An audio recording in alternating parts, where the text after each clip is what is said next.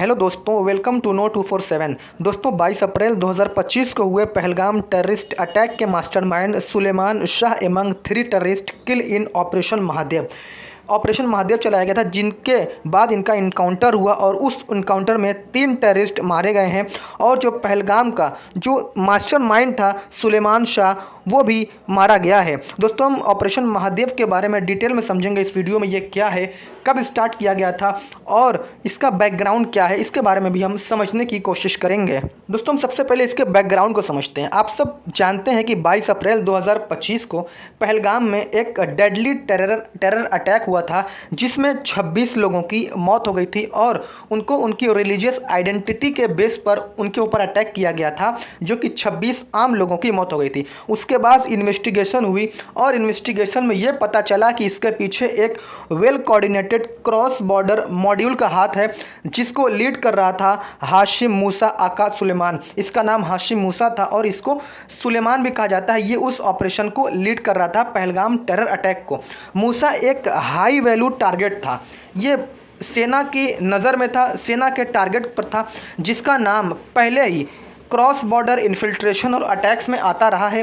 पहली बार इसका नाम अटैक हुआ था उसमें नहीं आया है, उसके पहले भी इसका नाम जो जम्मू कश्मीर के अंदर इंसर्जेंसी को क्रिएट करने में कई अटैक्स में इसका नाम शामिल रहा है। According to intelligence report, after the attack Musa and his team enter the mountainous region between north and south Kashmir. जब अटैक हुआ था पहलगाम में, उसके बाद ये दोनों ने क्या किया था, ये और इनकी टीम ने नॉर्थ और साउथ कश्मीर के बीच का जो माउंटेनियस रीजन है उसमें ये जाकर छुप गए थे। इंडियन आर्मी और JNK पुलिस ने ऑपरेशन को नाम दिया है ऑपरेशन महादेव। ये एक मल्टी एजेंसी मॉन्यूमेंट है जो कि कई महीनों तक चला, ये अभी नहीं स्टार्ट हुआ है। ये जब पहलगाम अटैक हुआ था उसके बाद इस टेररिस्ट को सर्च करने के लिए ये ऑपरेशन महादेव चलाया गया था। आखिर इनको ट्रैक कैसे किया गया और इन तक सेना पहुंची कैसे? आप सब जानते हैं जब पहलगाम टेरर अटैक हुआ था उस दौरान टेररिस्ट जो अपनी कम्युनिकेशन डिवाइस का इस्तेमाल कर रहे थे वो हुआवेई ब्रांड का एक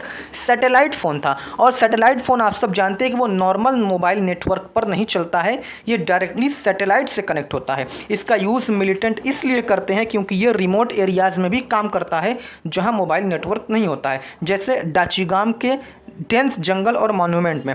अब जो माउंटेन्स होता है वहाँ पर ये काम कर रहा था। ये जो डिवाइस था ना, ये साइलेंट था। जब अटैक हुआ था उसके बाद से ये डिवाइस साइलेंट था, लेकिन 2 दिन पहले क्या हुआ था ना, जो ये डिवाइस था वो ऑन हुआ और एक सस्पिशियस कॉल की गई थी इस डिवाइस से।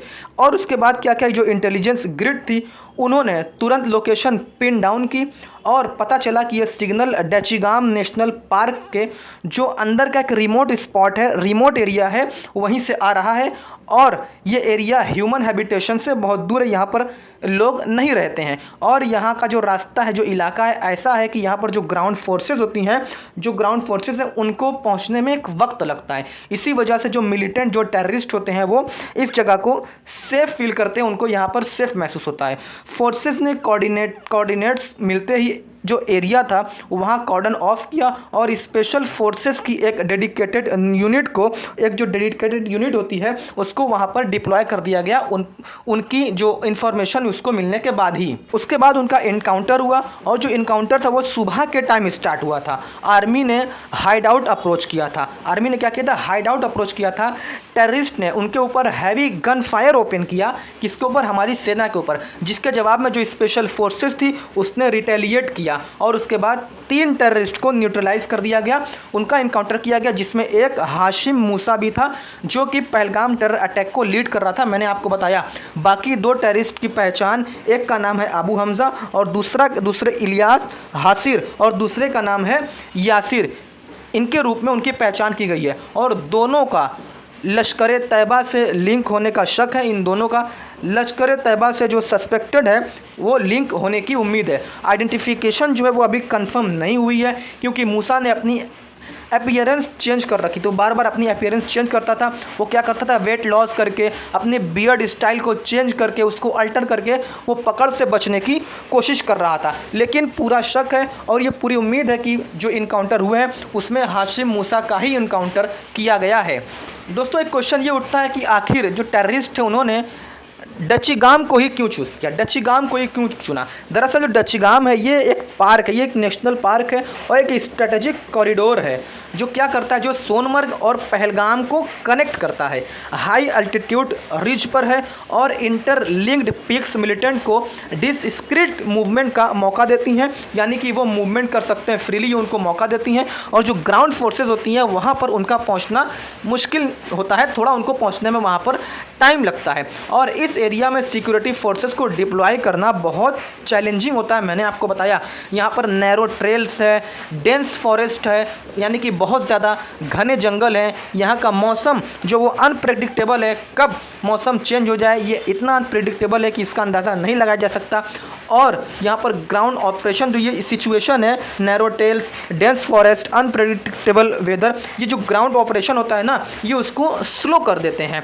और जो मिलिटेंट्स होते हैं वो अक्सर नोमैडिक, गुजर, बकरवाल कम्युनिटीज़ से सप्लाइज फोर्सफुली लेते हैं। रिपोर्ट होने का रिस्क उनका कम होता है, रिपोर्ट होने का। और ये जो रास्ते हैं, जो इलाके, उनके लिए नेचुरल सेफ हाउस बन जाता है, ये उनके लिए एक पनागाह बन जाती है, क्योंकि वहाँ पर फोर्सेस का पहुँचना थोड़ा मुश्किल होता है, उनको डिप्लॉय करना मुश्किल होता है। और जो वो टेररिस्ट होते हैं वो पहले से ही वहाँ की रेकी कर चुके होते हैं, उनको उस इलाके के बारे में जानकारी होती है, इसलिए वो वहाँ पर सेफ महसूस करते हैं। अब समझते हैं ऑपरेशन महादेव की। दरअसल ये ऑपरेशन महादेव है क्या? आप सब जानते हैं 22 अप्रैल को जब पहलगाम अटैक हुआ था जिसमें 26 लोग शहीद हो गए थे, अटैक के मास्टरमाइंड हाशिम मूसा एलाइस सुलेमान को पकड़ने के लिए या उसको न्यूट्रलाइज करना इनकी टॉप प्रायोरिटी बन गया था। जो ऑपरेशन महादेव था ये एक आइसोलेटेड मिशन नहीं था, it is a part of a larger crackdown launch to nab the mastermind of the April attacks. जो इंटेलिजेंस रिपोर्ट के मुताबिक अगर हम देखें तो मूसा और उसकी टीम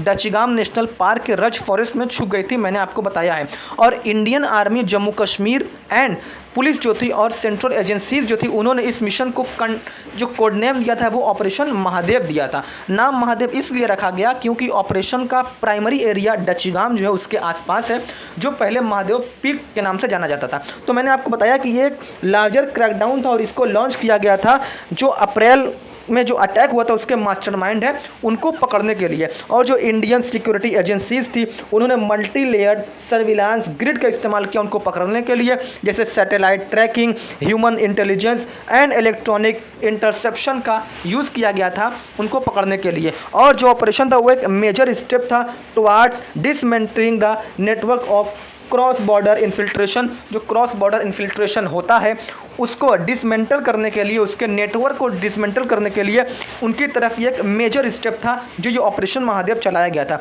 अगर हम एक्सपर्ट्स की बात करें तो उनके according neutralisation of Musa will cause a major setback to the operational capability of the Pahalgam module. जो पहलगाम मॉड्यूल था, जो उनकी ऑपरेशनल कैपेबिलिटी थी, एक तरीके से उनको झटका लगेगा, एक तरीके से ये एक मेजर सेटबैक है उन टेररिस्ट के लिए, उनको न्यूट्रलाइज कर, जिस तरीके से जो टेरर अटैक को जो टेररिस्ट है मूसा उसको किया गया है, ये उनके लिए एक तरीके से सेटबैक है। तो दोस्तों ये वीडियो थी, अगर आपको वीडियो पसंद आए तो आप चैनल को सब्सक्राइब करें, वीडियो को लाइक करें, कमेंट करें, शेयर करें। Thanks for watching this video. जय हिंद।